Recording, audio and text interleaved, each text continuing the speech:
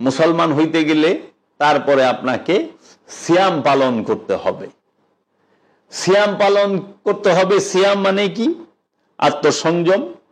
আত্মসংযম কি?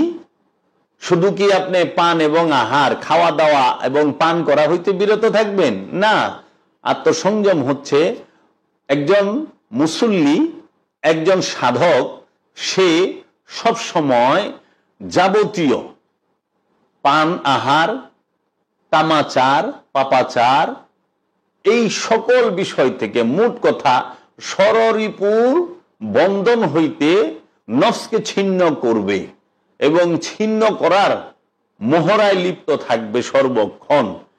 এই নফস থেকে খান্নাসকে প্রত্যাখ্যান করবে, বিচ্ছিন্ন করবে, এর নামই হচ্ছে সিয়াম। তো রাসূল সাল্লাল্লাহু আলাইহি ওয়াসাল্লাম এবং সাহাবায়ে কেরাম তো এই বেগুনি, আলুর চপ, ভেজিটেবল চপ, মাশরুমের চপ, আন্ডার চপ, তারপরে এই ঘুমনি, ছোলা, মুড়ি, হ্যাঁ, কাঁচামরিচ, পেঁয়াজ, সর্ষের তেল দিয়া মাখায়া এই বেদাতি ইফতার করেন নাই। তো কাজেই আমরা সব জায়গায় যেন ফতুয়া, বিতর্ক, তর্ক না সৃষ্টি করি, না তৈরি করি এবং ফতুয়া উল্টা পাল্টা না।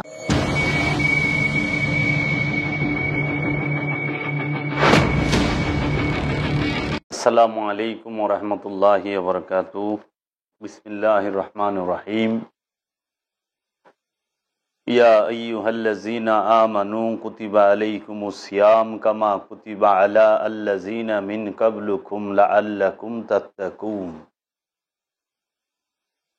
ওহে যারা ঈমান এনেছ, এই আয়াতটির অর্থ হচ্ছে ওহে যারা ঈমান আনিয়াছ, ওহে যারা ঈমানের মোহরাকারী, ফরজ করা হয়েছে তোমাদের উপর রোজা তথা আত্মসংযম। যেমন ফরজ করা হয়েছিল, যেমন অবশ্যই পালনীয় করা হয়েছিল তাহাদের উপর যাহারা তোমাদের পূর্ব হইতে হয়তো তোমরা তাকওয়া গ্রহণ করিবে, হয়তো তোমরা তাকওয়াকে গ্রহণ করিবে। সূরাতুল বাকারা আয়াত নাম্বার 183। সুপ্রিয় শ্রোতা মণ্ডলী, দর্শক বৃন্দ, আশেকান, জাকেরান, মুহিব্বান যাহারাই আছেন, সবাইকে আন্তরিক শুভেচ্ছা ও মোবারকবাদ জানিয়ে আমি আজকে আপনাদের সামনে মাহে রমাদান, রমজানুল মুবারকের এই সিয়াম তথা রোজা তথা আত্মসংযম এই সম্পর্কে কিছু হাকিকি আলোচনা করার উদ্দেশ্যে হাজির হয়েছি। আমাদের দেশের অধিকাংশ মানুষই, মুসলমানরাই রোজার বাহ্যিক রূপটি, মেজাজি রূপটি, আনুষ্ঠানিক রূপটি, রূপক যে রূপ, সেই সম্পর্কে অবগত আছেন এবং খুব ভালোভাবেই রোজার সওয়াব, ফজিলত সম্পর্কে অবগত আছেন। আমি আপনাদের সামনে সিয়াম সম্পর্কে, সিয়ামের যে হাকিকি রূপ, সেই রূপটি সম্পর্কে আলোচনা করার জন্য উপস্থিত হয়েছি। আমি প্রতিটা বিষয়েই চেষ্টা করি মূল বিষয়টিকে তুলে ধরার, কারণ প্রতিটা জিনিসেরই দুইটা দিক থাকে, একটি ভেতরগত এবং অপরটি বাহিরগত। আমি আজকে আপনাদের সামনে মূল বিষয়টি তুলে ধরার চেষ্টা করব যতটুকু সম্ভব হয়। সর্বপ্রথম প্রশ্ন আসে, আল্লাহ রাব্বুল আলামিন আমাদেরকে কেন সৃষ্টি করেছেন এবং আমাদেরকে হেদায়েত করার জন্য রসুল কেন প্রেরণ করেছেন? রসুল সাল্লাল্লাহু আলাইহি ওয়াসাল্লামকে কেন প্রেরণ করেছেন আমাদের মাঝে?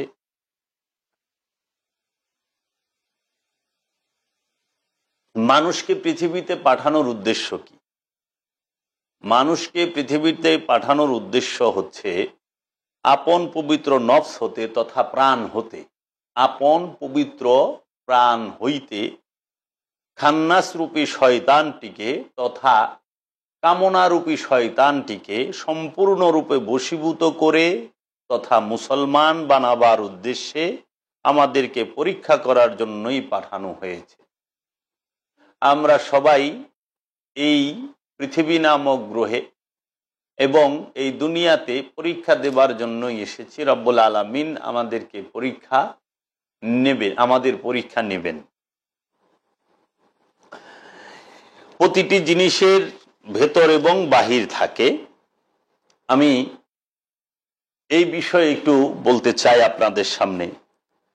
মানুষের দৈহিক মৃত্যু যতদিন থাকবে ততদিন আধ্যাত্মবাদকে কেউ মেরে ফেলতে পারবে না, কারণ এটা এমনই একটি জিনিস যা কেহই ঝেঁটিয়ে চিরবিদায় করে দিতে চাইলেও আবার আপন ঘরেই বুমেরাঙের মতো ফিরে আসে।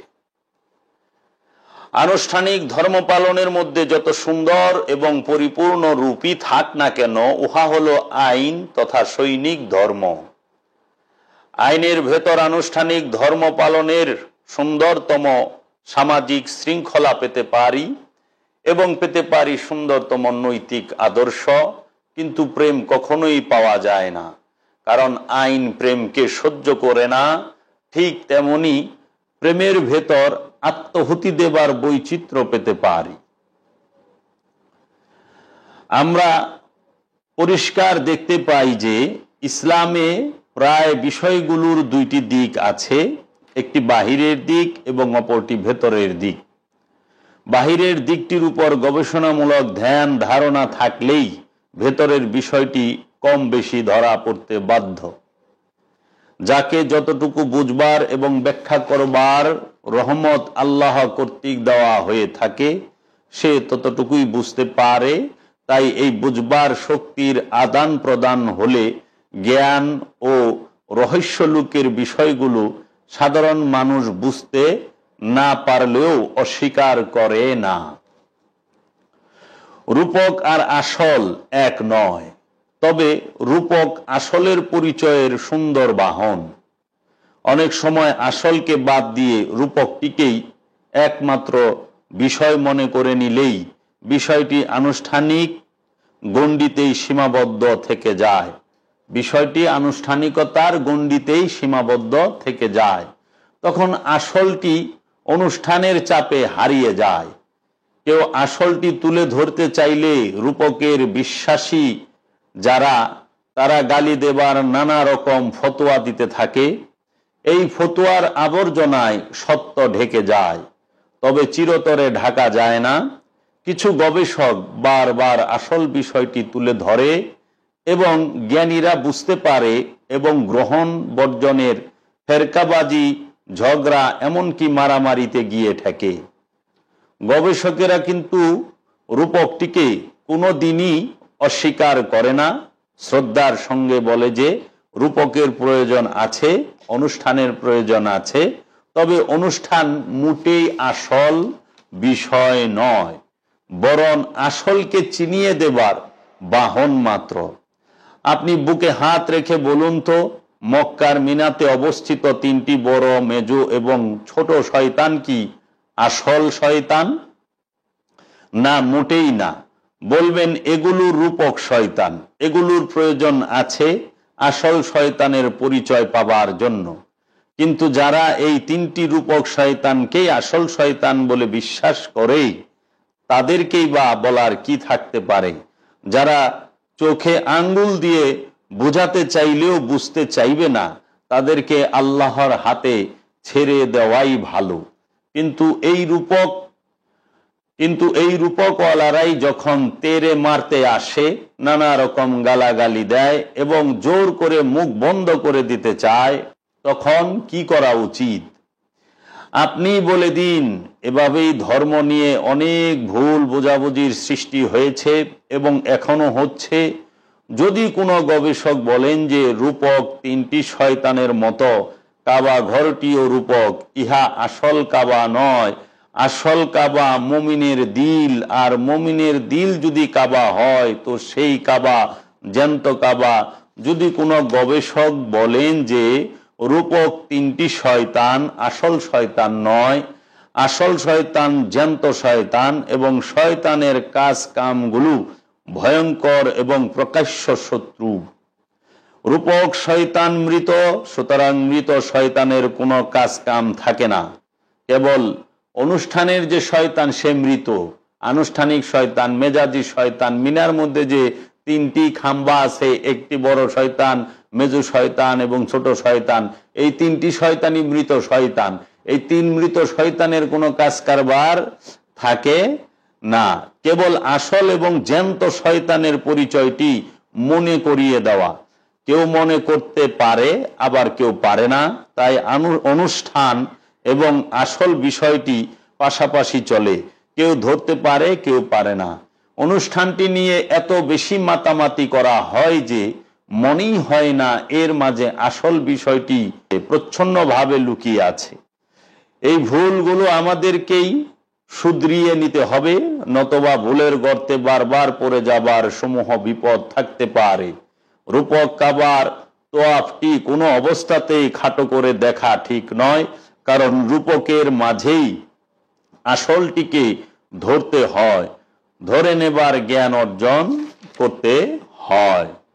তাই আমরা কুরআনুল কারীমে, কুরআনুল মাজিদে দেখতে পাই আল্লাহ রাব্বুল আলামিন বলেছেন, হুয়াল আউয়ালু ওয়াল আখিরু ওয়াজ জাহিরু ওয়াল বাতিনু ওয়া হুয়া বিকুল্লি শাইইন আলিম। আল্লাহ রাব্বুল আলামিন বলেছেন তিনি আদি এবং তিনি অন্ত, এবং তিনি প্রকাশ্য এবং তিনি গোপন, এবং তিনি সর্ববিষয়ে সবকিছুতে জ্ঞানী। অর্থাৎ যখন কিছুই ছিল না তখনও তিনি ছিলেন, এবং যখন কিছুই থাকবে না তখনও রাব্বুল আলামিন থাকবেন।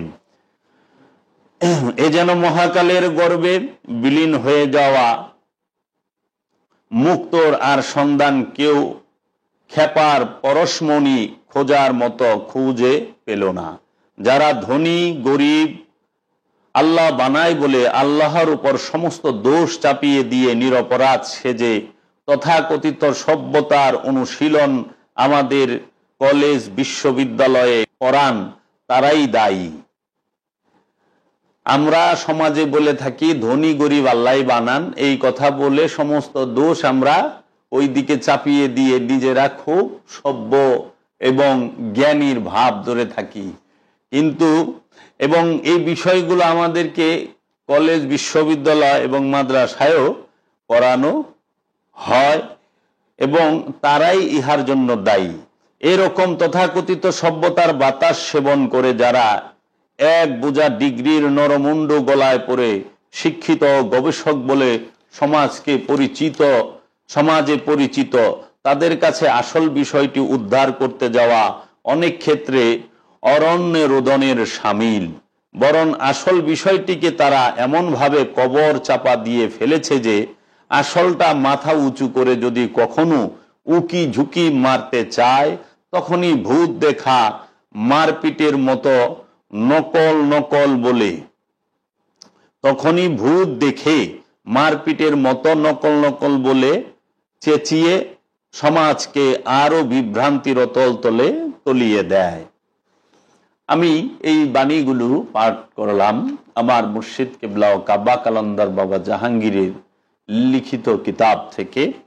এখন আমি আপনাদের সামনে রোজা তথা সিয়াম সম্পর্কে একটু আলোচনা করব, যে বিষয়ে প্রবেশ করার শুরুতেই এতগুলো কথা এবং আমি বললাম। সিয়াম, এই সিয়াম কাকে বলে? সিয়াম শব্দের অর্থ কি? সিয়াম কাকে বলে? প্রশ্ন। আপন পবিত্র নফস হতে, আপন পবিত্র প্রাণ হইতে খান্নাস রূপী তথা কামনা রূপী শয়তানটিকে বিচ্ছিন্ন করে দেবার নামই হলো সিয়াম তথা আত্মসংযম। এবং এই সিয়ামের পথে যারা অগ্রসর হয় তারাই হলো প্রকৃত সাইম তথা আত্মসমর্পণকারী। সিয়াম শব্দের অর্থ কি? আমরা সমাজে এই রোজা বলে জানি। মূলত সিয়াম আরবি শব্দ, রোজা ফার্সি শব্দ, বাংলায় বলা হয় আত্মসংযম। নিজের নফসকে খান্নাসরূপী শয়তানের কুমন্ত্রণা হইতে, খান্নাসরূপী শয়তানের ওয়াসওয়াসা হইতে সংযত রাখা। এই সংযম যে করেন তিনি সায়েম। রোজাদারকে সায়েম বলা হয়। রোজা ফার্সি শব্দ, আরবিতে সিয়াম, বাংলায় আত্মসংযম। এখন আমরা সমাজে যে সিয়াম সম্পর্কে ধ্যান ধারণা, সেটি সম্পূর্ণ আনুষ্ঠানিক সিয়ামের ধ্যান ধারণাটি দেওয়া হয়েছে, বলা হয়েছে। কিন্তু এর নিগুড় রহস্য যে হাকিকি সিয়াম, যেটা আত্মসংযমের, নফসের সংযমের সিয়াম, সেই শিক্ষাটি ওলিয়ে কামেল ছাড়া কেউই দিতে পারে না। আর নিজে নিজে আত্মসংযম করা সম্ভবও না। সিয়াম একটি সার্বজনীন সাধন ব্যবস্থা। আল্লাহ তাআলা নিজেই বলিয়াছেন, রমজান আমার জন্য, তাই আমি নিজের হাতে ইহার প্রতিফল দান করি এবং আমি নিজেই রমজানের সিয়াম সাধনার প্রতিফল। ফার্সি ভাষায় এবং উর্দু ভাষা এবং বাংলা ভাষায় প্রচলিত কি রোজা। রোজা শব্দটি ফার্সি ভাষা হইতে গ্রহণ করা হয়েছে। আরবিতে ইহাকে বলে সিয়াম, আর সিয়াম যে ব্যক্তি পালন করে তাকে বলে সায়েম, অর্থাৎ রোজাদার। সিয়াম অর্থ প্রত্যাখ্যান, বর্জন, ত্যাগ, বিরত বা বারিত মানে ঠান্ডা থাকা। এখন সিয়াম অর্থ আত্মসংযম, নিজের নফসকে বিরত রাখা, বারিত রাখা তথা ঠান্ডা রাখা, শীতল রাখা। এখন প্রশ্ন আসে, সায়েম যিনি রোজাদার, আত্মসংযমকারী, তিনি কোন বিষয় হইতে বারিত হইয়া থাকিবেন এবং কি প্রত্যাখ্যান করব? কোন বিষয়ের উপরে ঠান্ডা থাকবেন, শীতল থাকবেন এবং কি বিষয়টা প্রত্যাখ্যান করবেন?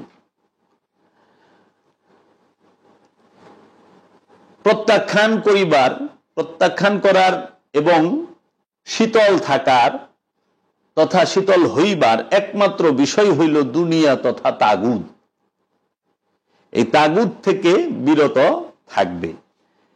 একাগ্রভাবে সঠিক ধারায় রমজানের সিয়াম সাধনা করিতে পারিলে তাহাতে কদর রাত্রির সন্ধান পাওয়া যায়, যাহার ফলে সাধকের নিকট নাজেল হয় রূহ, হেদায়েত।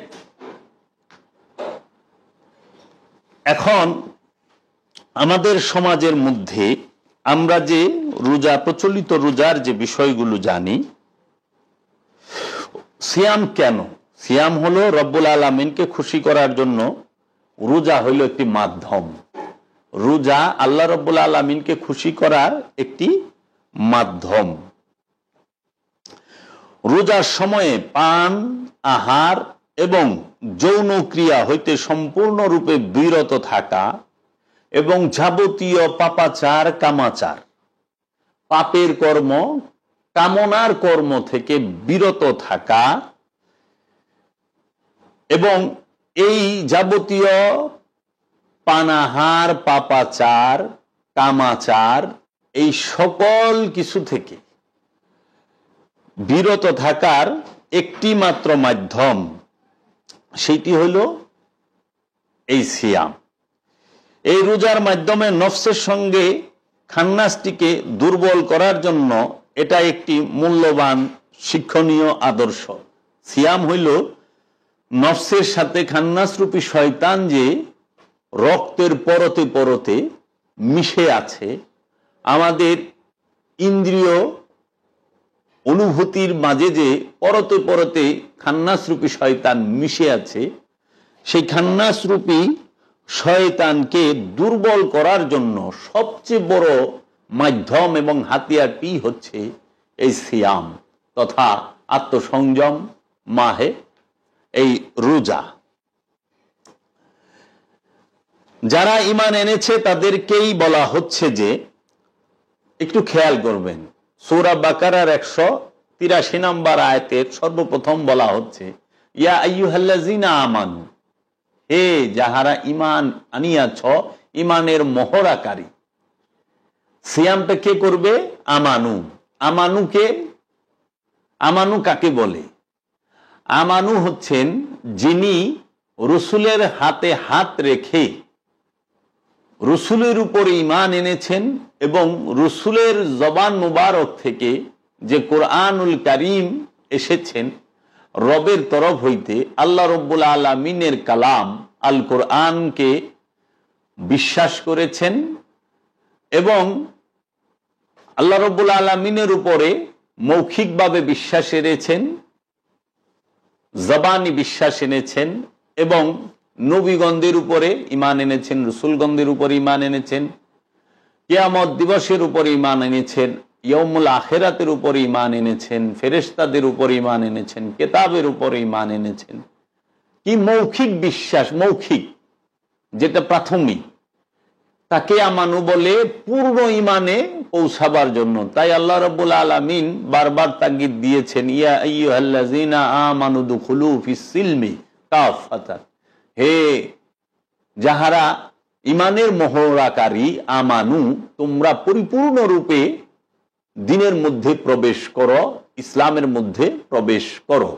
আবার রব্বুল আলামিন বলেছেন, ইয়া আইয়ুহাল্লাযীনা আমানুত্তাকুল্লাহা হাক্কা তুকাতিহি ওয়ালা তামুতুন্না ইল্লা ওয়া আনতুম মুসলিমুন, হে আমানু, তোমরা আল্লাহকে ভয় করো, ভয় করার মতো, এবং তোমরা মুসলমান না হইয়া মারা যেও না। তাহলে এখানে আমরা দেখতে পাই যে আমানুকেই বলা হচ্ছে সিয়াম পালন করার জন্য, আমানুকেই বলা হচ্ছে তুমি পরিপূর্ণ ঈমানে প্রবেশ করো, দ্বীনের মধ্যে প্রবেশ করো। আবার এখানে আমরা দেখতে পাচ্ছি আমানুকেই বলা হচ্ছে, হে আমানু, তুমি মুসলমান না হয়ে মারা যায় না। আবার কোরআনে সূরা বাকারায় বলতেছে, ইয়া আইয়ুহাল্লাযীনা আমানু ওয়া আকিমুস সালাত ওয়া আতুজ যাকাত, হে আমানু, তুমি সালাত কায়েম করো, যাকাত আদায় করো। হে রসুলের হাতে হাত দিয়ে ঈমান আননেওয়ালা মৌখিক ঈমানদার, ঈমানের মহড়াকারী, তুমি সালাতকে কায়েম করো, যাকাতকে আদায় করো। এই সালাত এবং যাকাত, সালাত কায়েম করে, যাকাত আদায় করে এবং সিয়াম পালন করেই তুমি মুমিনে পরিণত হও, মুসলমান হও। এই জন্য সূরা মায়দায় আল্লাহ রাব্বুল আলামিন বলেছেন, ইয়া আইয়ুহাল্লাযীনা আমানু আলাইকুম আনফুসাকুম, হে আমানু, তুমি তোমার নফসের খবর নাও। নফসের খবর নেবার জন্য ঈমানের মহড়াকারীকে বলা হচ্ছে, সালাত কায়েম করার জন্য ঈমানের মহড়াকারীকে বলা হচ্ছে, যাকাত আদায়ের জন্য ঈমানের মহড়াকারীকে বলা হচ্ছে, সিয়াম পালনের জন্য ঈমানের মহড়াকারীকে বলা হচ্ছে, এবং দ্বীনের মধ্যে পরিপূর্ণ রূপে ঈমানের মধ্যে প্রবেশ করার জন্য ঈমানের মহড়াকারী আমানুকে বলা হচ্ছে। এবং এই আমানুকেই বলা হচ্ছে, হে ঈমানের মহড়াকারী, তুমি মুসলমান না হইয়া মারা যায় না। তাহলে এখন আমার প্রশ্ন জানার জন্য এবং বুঝার জন্য এবং আপনাদেরকে জানাবার জন্য, সেই প্রশ্নটি হইল, মুসলমান হইয়া সিয়াম পালন করে নাকি হাকিকতে সিয়াম পালন করার মাধ্যমে মুসলমান হয়?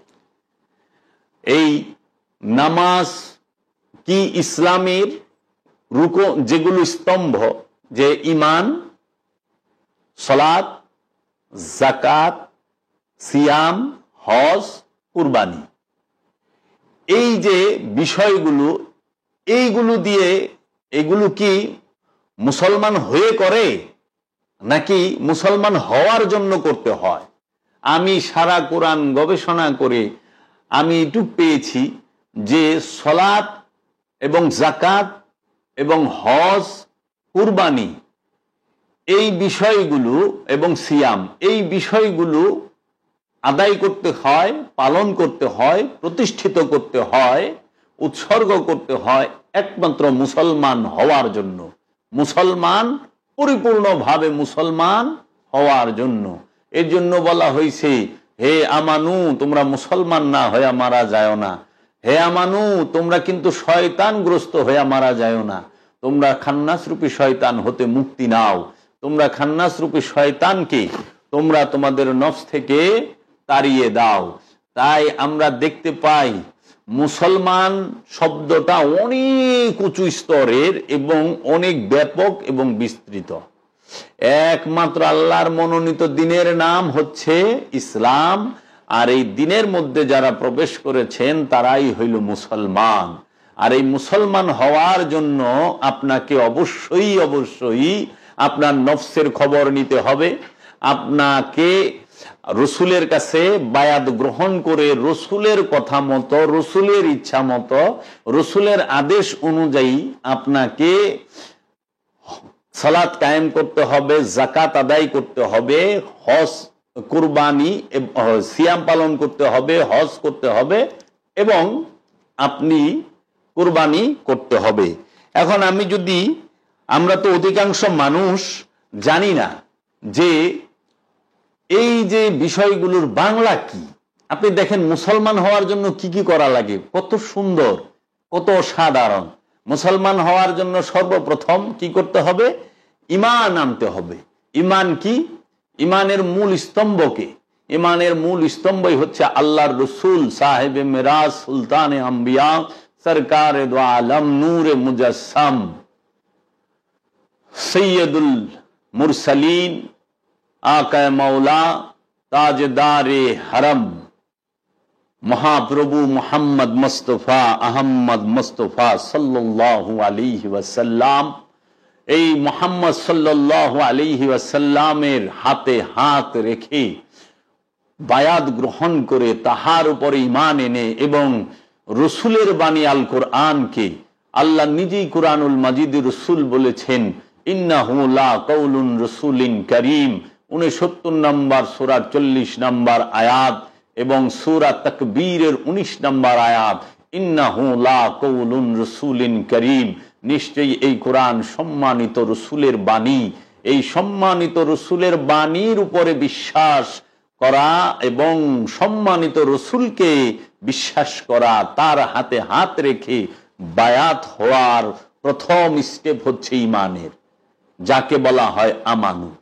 আচ্ছা, যখনই আমানু হয়েছে আল্লাহর রসুল বললেন এখন তুমি সলাত করো। সলাত মানে কি? সলাত শব্দের অর্থ কি? এই মুসলমান হওয়ার জন্য কি কি করতে হয়? মুসলমান হওয়ার জন্য আপনাকে ঈমান আনতে হবে, আপনাকে সলাত করতে হবে, আপনাকে যাকাত দিতে হবে, আপনাকে সিয়াম পালন করতে হবে, আপনাকে হজ করতে হবে, আপনাকে কুরবানি করতে হবে। তাই সবার থেকে আমার কথাটা একটু ভিন্ন হয়, কারণ আমি মূল বিষয়ে কথা বলি।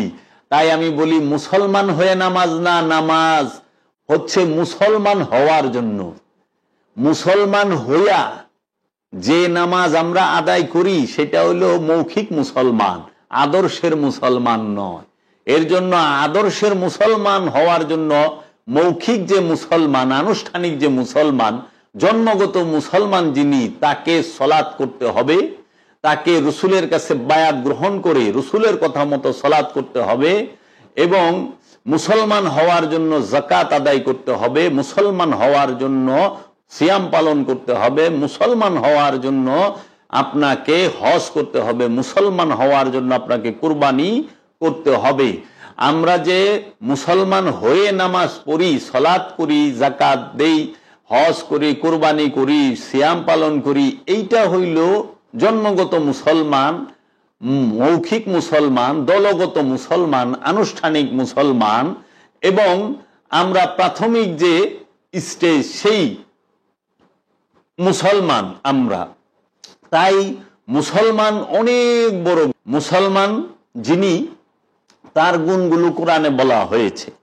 এখন এই সিয়াম যে আপনি দেখেন, মুসলমান হওয়ার জন্য আপনাকে সলাত করতে হবে। সলাত মানে কি? সলাত শব্দের অর্থ হইল, সলাত আরবি শব্দ, সলাতের বাংলা নামাজ, সলাতের ফার্সি হইল নামাজ। সলাত আরবি শব্দ, সলাতের ফার্সি হচ্ছে নামাজ, বাংলায় হচ্ছে রবের সাথে সংযোগ ও যোগাযোগ প্রচেষ্টা। রব্বুল আলামিনের সাথে সংযোগ ও যোগাযোগ প্রচেষ্টার অপর নামই হচ্ছে সলাত। দেখেন বাংলাটা কত সুন্দর আসে। তাহলে মুসলমান হইতে গেলে আপনাকে কি করতে হবে? রসুলের সাথে সংযোগ, রবের সাথে সংযোগ ও যোগাযোগ প্রচেষ্টা কায়েম করতে হবে, প্রতিষ্ঠিত করতে হবে, এবং আপনাকে সঙ্গে সঙ্গে যাকাতও দিতে হবে। এখন এই যাকাত যে বিষয়টা, সেই বিষয়টা কি? যাকাত মানুষ আল্লাহ হইতে যাহা কিছু লাভ করেন, যথা ধন সম্পদ, বিদ্যা বুদ্ধি, চিন্তা ভাবনা ইত্যাদি চিত্তবৃত্তির সর্বপ্রকার গুণাবলী সকলই আল্লাহর দান। আল্লাহর এই সমস্ত দান ও অনুগ্রহগুলোকে তারই নিকট উৎসর্গ, তারই নিকট, আল্লাহর নিকট উৎসর্গ করার নামই হইল যাকাত। দেখেছেন, আল্লাহ আমাদেরকে যাহা কিছু দান করেছেন, আপন প্রবৃত্তি সহ, নিজের ইচ্ছাটা সহ সম্পূর্ণ কিছু আল্লাহর কাছেই এবং রসুলের কাছেই আল্লাহর রাহের আপনার উৎসর্গ কইরা দেওয়ার অপর নামই যাকাত। মুসলমান হইতে গেলে আপনাকে যাকাত দিতে হবে। মুসলমান হইতে গেলে তারপরে আপনাকে সিয়াম পালন করতে হবে। সিয়াম পালন করতে হবে। সিয়াম মানে কি? আত্মসংযম। আত্মসংযম কি? শুধু কি আপনি পান এবং আহার, খাওয়া দাওয়া এবং পান করা হইতে বিরত থাকবেন? না, আত্মসংযম হচ্ছে একজন মুসল্লি, একজন সাধক, সে সব সময় যাবতীয় পান আহার, কামাচার, পাপাচার, এই সকল বিষয় থেকে, মোট কথা ষড়রিপুর বন্ধন হইতে নফসকে ছিন্ন করবে এবং ছিন্ন করার মোহরায় লিপ্ত থাকবে সর্বক্ষণ। এই নফস থেকে খান্নাসকে প্রত্যাখ্যান করবে, বিচ্ছিন্ন করবে। এর নামই হচ্ছে সিয়াম তথা রোজা। এরপরে আপনাকে করতে হবে হজ। হজ করবেন। হজ কি? মুসলমান হইতে হইলে হজ করতে হবে। সেই হজ কি? আল্লাহর গুণে গুণান্বিত হয়ে যাওয়াটাই হইল হজ। আমি প্রথমেই বলেছি, আমি হাকিকি বিষয় নিয়ে আলোচনা করি, মূল বিষয়টা নিয়ে।